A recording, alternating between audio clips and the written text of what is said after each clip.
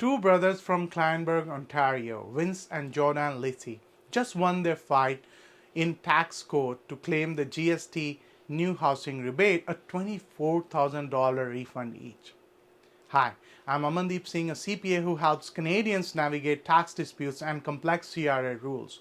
This case is important because it shows how the Canada Revenue Agency can deny the rebate if they believe if you did not intend to live in the home as your primary residence, and how proper evidence can turn things around.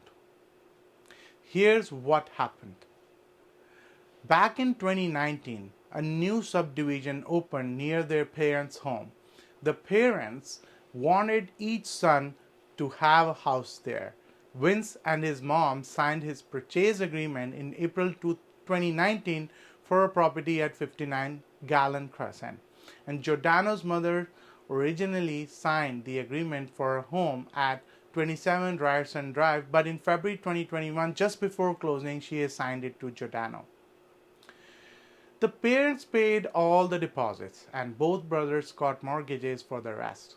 Under the law, specifically paragraph 254 2B of the Excise Tax Act, to qualify for the rebate, you have to intend to use the home as your primary place of residence when you become liable under the purchase agreement. That intent at the time of signing or agreement is key. The CRA denied both claims. They argued that the brothers never intended to live in the homes and instead bought them to flip for profit. But the evidence told a different story. Vince testified that he was eager to move out of his parents' home to live independently. However, sadly, by the time the house was ready in January 2021, he was unfortunately struggling with serious addictions and could not live alone. He went into treatment, stayed with family, and eventually sold the home in April 2021.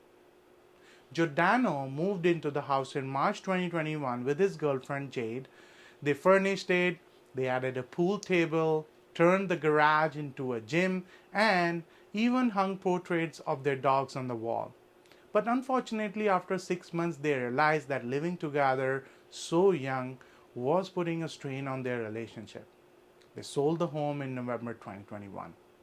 The Crown tried to argue that neither brother could afford to keep the homes, that the family had a history of flipping properties and these purchases were for profit.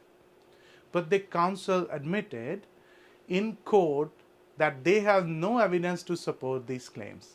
Justice Spiro found the brothers and their witnesses credible. He ruled it was more likely than not that both intended to live in their homes as their primary residence when they entered into the agreements. The CRA's assumption of fact that there was no such intent was completely demolished. The court allowed both appeals, sending them back to the minister for reassessment and confirming that Vince and Jordano are entitled to the rebate. The takeaway here is that in GST housing rebate disputes, the central issue often comes down to intent at the time of purchase, and solid, credible evidence can make all the difference.